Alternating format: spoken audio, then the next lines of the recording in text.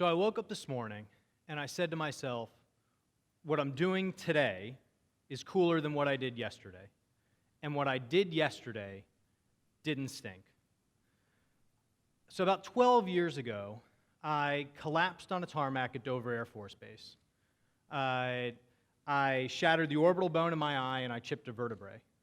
I had been working some 80-hour weeks. I had been on the road for about 13 straight days in about as many cities. And I had woken up here in Tampa, Florida on a Sunday morning. I flew to Tallahassee. I worked all day. I then jumped on a plane and went to Washington, D.C. On a corporate jet. We dropped a couple people off, got back on the plane, flew another 20 minutes to Dover. Got off the plane. I wasn't feeling great, right? Quick flight up and down. Got off the plane, started pacing around the tarmac, turned to walk into the airport, and as I did, I face planted. I passed out, I face planted. They had the ambulance and the fire truck had to come onto the tarmac, escorted by armed guards to come get me. And so I find myself lying in the intensive care unit at 24 years old, after collapsing for an unknown reason, kind of looking at myself and asking the question, is the opportunity cost of what I'm doing today greater than the potential of what I could be doing? So I grew up here in Tampa, Florida. By the age of 5, I had had a lending library and a rock museum. I considered myself an entrepreneur. I even, as a gift, had gotten business cards to prove it. By 5th grade, I had taught myself to program on an Apple II in BASIC. If you transport yourself back in time, right? This was when most classrooms didn't have a computer, definitely not a computer for every individual in the room, and you were fortunate if you lived in a household that had a computer. In high school, I had taught myself how to use Photoshop and Illustrator because I thought they were cool. And by the age of 18, I actually was Scott Kelby's first webmaster at the National Association of Photoshop Professionals. Right? I was working on the web, which I loved. I was using a computing platform that I was passionate about and using software tools that I really enjoyed and took my time to learn. I went to school in New Orleans, and in the middle of my junior year, I had this idea for a startup. And I had raised $350,000 in angel financing for this startup. And this startup was a company called LazyCampus, and it was a network of affinity commerce portals for local college communities. A lot of buzzwords.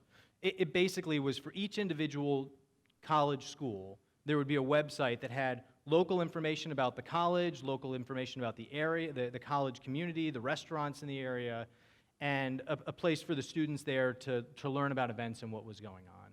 Now, this was at the end of the dot-com bubble, on the tail end, and for a handful of mistakes of my own, as well as kind of an unfortunate timing, it didn't work. And so I find myself in Tallahassee, Florida, working for a company that designs large concrete segmental bridges. Bridges like the Sunshine Skyway Bridge here in Tampa, Florida, or the 7 Mile Bridge in the Keys. And there I was leading a team, leading web solutions there, and now I find myself sitting in the intensive care unit, asking this question of myself. And I started to ask myself, am I doing what I love, and do I see a clear purpose for what I'm doing? And the answer at that time was no, right? It was no. So I started to ask myself those questions, identify the things that I love, right? And I had found that through my years of using software and on the web and experiences, I love the idea of the user experience and making great user experiences for consumers to accomplish what they want online, or to help internal resources be able to work more efficiently together. So I found what I love, and I knew from a career perspective, I needed to go. I had worked for this small company in Tallahassee working on big projects, but I had never worked for a large corporation. So I knew I needed to either go work for a Fortune 500 company or work for an agency that did work for a broad range of Fortune 500 companies. And so that's what I did. I took a job. I moved to Atlanta, Georgia. I became an information architect working for a small agency that did work for large corporations. So I did a bunch of work for Home Depot, UPS, a range of others. Really enjoyed that. A year later, an opportunity came up to go do this same thing, lead web solutions now, for another agency that was owned by a consulting firm that would give me even greater experience to exposure to those companies' business challenges.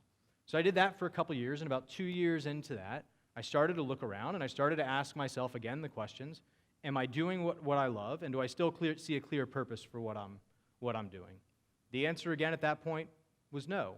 So I started to map out the space of what I wanted to do, what I was really going to get excited about, and I started to map out not only the companies where I thought those jobs would exist, but I started to map out the network of who within those organizations those roles would report to.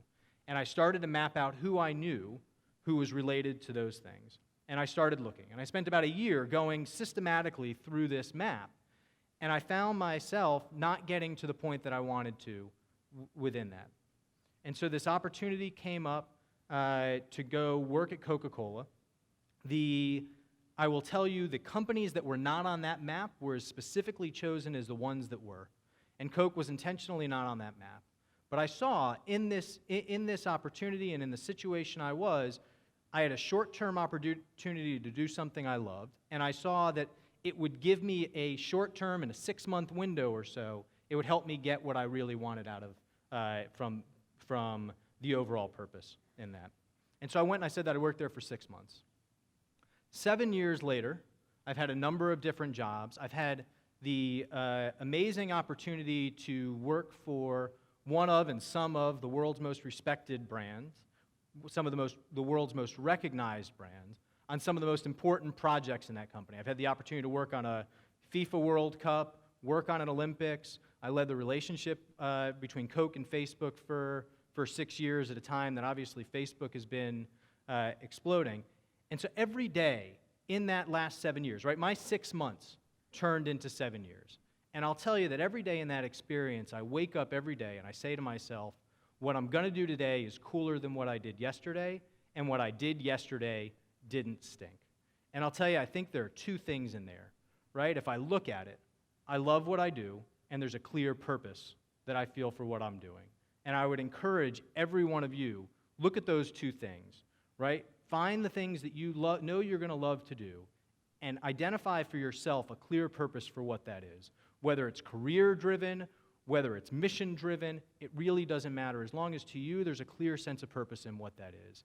And I'll tell you, at least in my experience, what you'll find is you'll do more of it, you'll create more, you'll invent more, you'll get more accomplished, you'll do a better job of it, you'll be more innovative in doing it, and you'll enjoy it. So my advice to you is, if you wake up in the morning and you find yourself in a situation where you're saying what I'm going to do today is not cooler than what I did yesterday, ask yourself, what would you love doing, and what's your purpose for doing it? Thank you.